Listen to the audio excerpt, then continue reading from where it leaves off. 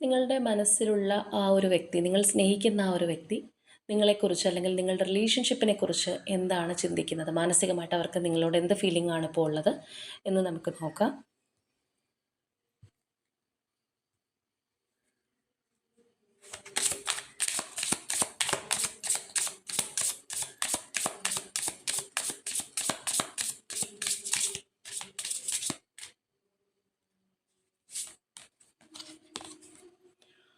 Inseparable ആണ്.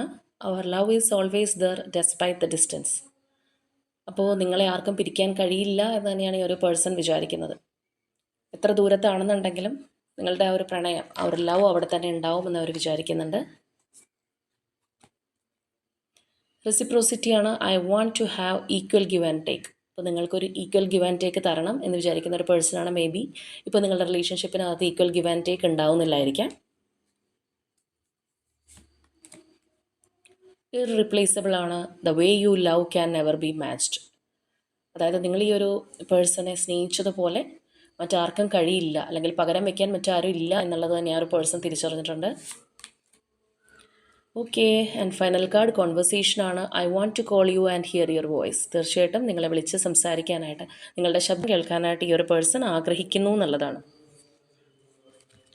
അപ്പോൾ നമുക്കിവിടെ നോക്കുകയാണെന്നുണ്ടെങ്കിൽ നിങ്ങളോട് ഒരുപാട് താല്പര്യത്തോടു കൂടി നിൽക്കുന്ന, നിങ്ങളോട് സംസാരിക്കാൻ അല്ലെങ്കിൽ നിങ്ങളുടെ ശബ്ദം കേൾക്കാൻ ഒക്കെ താല്പര്യപ്പെടുന്ന ഒരു പേഴ്സൻ്റെ എനർജി തന്നെയാണ്.